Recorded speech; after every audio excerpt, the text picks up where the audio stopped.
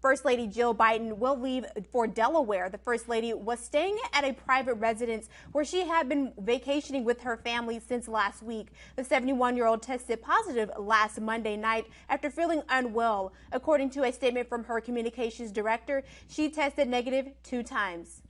And now continuing on the investigation to Donald Trump, the House Intelligence Chair says he hasn't received a damage assessment or briefing on the Mar-a-Lago search. Chairman Adam Schiff says he requested the briefing from the intelligence community last week, and this comes as more information is released about the investigation that led to the FBI search of the former president's home.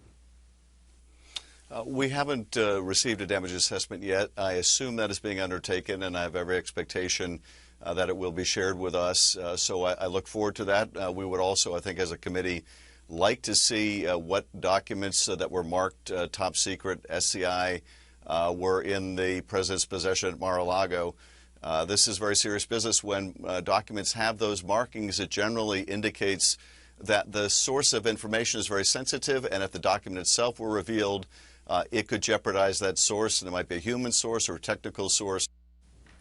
White House officials are reportedly concerned over the large amount of classified material that was once in former President Donald Trump's Florida home. Sources say some of the documents were only meant to be viewed in secure government facilities, and a judge says he plans to unseal parts of the affidavit used to justify the search of Trump's home. Schiff says, quote, "You could learn a lot from the affidavit," end quote.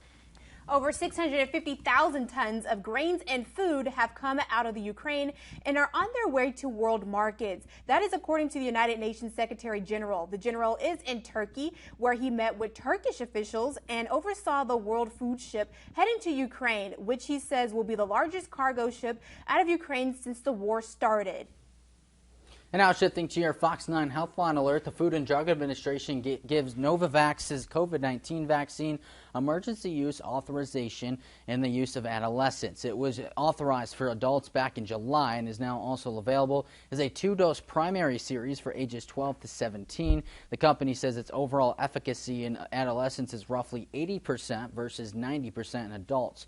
Novavax said last month its vaccine shows broad immune response to currently circulating variants, including the Omicron subvariants BA4 and BA5. The Novavax vaccine is now the 4th coronavirus vaccine available in the United States, and Novavax plans to have trial data on using the vaccine among children younger than 12.